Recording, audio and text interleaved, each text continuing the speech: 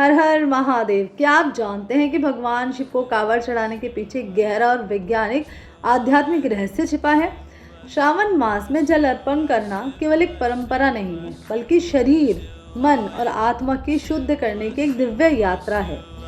हर व्यक्ति भगवान शिव को जल अर्पण करता है और साथ में एक कांवड़ चढ़ाई जाती है। क्या है कांवड़? देखिए, इसका वैज्ञानिक कारण बताती हूँ। पहले जल का शुद्धिकरण और औषधीय गुण। श्रावण मास में वर्षा ऋतु के कारण वातावरण में कई प्रकार के रोगाणु हो जाते हैं, विषैले तत्व सक्रिय हो जाते हैं। तब ये गंगा जल, जिसमें अत्यधिक औषधीय कीटाणुनाशक ऊर्जावान गुण हैं, ये शरीर और मन को शुद्ध करने का कार्य करते हैं। गंगा जल को सर पर रखकर पैदल यात्रा करने से शरीर में धैर्य, सहनशीलता, शक्ति का विकास होता है। यह अपने आप में एक आयुर्वेदिक और प्राकृतिक थेरेपी है। दूसरा, शरीर की ऊर्जा संतुलित होती है। पैदल चलना, निर्जल उपवास करना, भक्ति भाव, ये सभी तो शरीर के भीतर ऊर्जा चक्रों को बैलेंस करते हैं और उनको एक्टिव करने का काम करते हैं। गंगा जल सर पर रखने से शीतलता और मानसिक शांति बनी रहती है, जो मस्तिष्क को उत्तेजना और तनाव से बचाती है। शिवलिंग पर जल अर्पण करने से ऊर्जा बैलेंस होती है। शिवलिंग एक ऊर्जावान केंद्र है।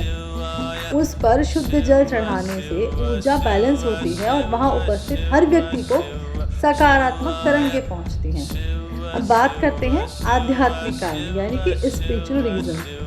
देखिए, समर्पण और अहंकार का विसर्जन, ये कांवड़ यात्रा इसका प्रतीक है। कांवड़ यात्रा में अहंकार को त्याग कर पूर्ण समर्पण के साथ हर कदम पर व्यक्ति खुद को भगवान के चरणों में समर्पित करता है।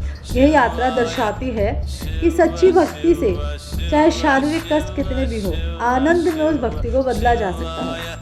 मनोकामना पूर्ति और पाप मोचन, ये दूसरा इसका आध्यात्मिक महत्व है। शास्त्र के अनुसार कहा जाता है कि सावन मास में भगवान शिव की पूजा, विशेषकर गंगा जल से अभिषेक करने से जन्म जन्मांतर के पाप नष्ट हो जाते हैं और भावनाएं, जो मनोकामनाएं, वो पूर्ण होती हैं। शिव पुराण में लिखा है कि गंगा जल भगवान शिव के कंठ की ज्वाला यानी कालकूट विष को शांत करता है। इसी कारण श्रद्धालु उनका शीतल जल से अभिषेक करते हैं। फिर इसमें सबसे इम्पॉर्टेंट है कि शिव का जल तत्व से एक बहुत गहरा संबंध है। मैंने आपको अपनी पहली वीडियो में बताया था। अगर आपने नहीं देखी है तो आप इस लिंक पे जाके देख सकते हैं। क्या है कि जो भगवान शिव हैं वो जल तत्व के अधिपति माने गए हैं। जल चढ़ाकर हम उन्हें उनकी जो नियंत्रित शक्ति है, जैसे control over poison, anger, negativity, इन सब के प्रतीक के रूप में पूजते हैं। तो उनकी शक्ति को नियंत्रित किया जाता है जल चढ़ा के। श्रावण मास का अपना एक महत्व है, क्योंकि श्रावण मास समुद्र मंथन के समय भगवान शिव ने विष पान किया था और इस विष की ज्वाला को शांत करने के लिए देवताओं ने उन पर निरंतर जल अर्पण किया था। ये सब कुछ जो हुआ था ना, वो श्रावण मास में हुआ था और तभी से भगवान शिव के अभिषेक की परंपरा चली आ रही है। अब हम बात कर रहे थे कांवड़। कांवड़ आखिर क्यों चढ़ाई जाती है? सब जानते हैं कि कांवड़ यात्रा का आयोजन श्रावण मास में जनरली जुलाई स्टार्टिंग से अगस्त मिड तक होता ही होता है। भक्त पवित्र नदियों से विशेष गंगा जी से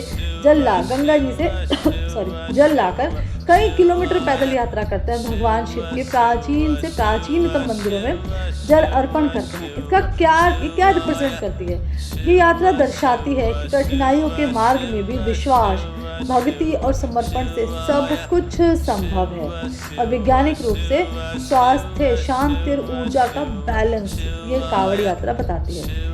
स्पिरिचुअलिटी से अगर देखा जाए, स्पिरिचुअलिज्म के हिसाब से, तो समर्पण, पाप मोचन और शिव के साथ आत्मा का मिलन इस कांवड़ यात्रा का सबसे बड़ा उद्देश्य है। तो अगर आज तक आपने कांवड़ यात्रा को एंजॉय नहीं किया, यूपी साइड जाइए, वहाँ तो बहुत ज़बरदस्त मेला लगता है और आप खुद समझेंगे कि क्या है उस यात्रा का उद्देश्य।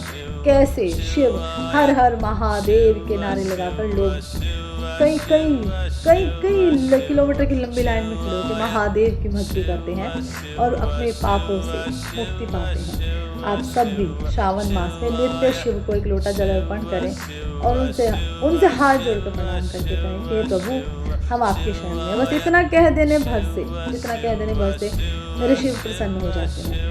और शिव जी की प्रसन्नता के हेतु और मेरे लिए भी आप सब मेरे अकाउंट को फॉलो कीजिए, वीडियोस को लाइक कीजिए, शेयर कीजिए। और बेल आइकन के बटन को प्रेस कीजिए ताकि सारी आने वाली अपडेट्स आप तक जल्दी से पहुंच सके। अब जय गुरुदेव, हर हर महादेव।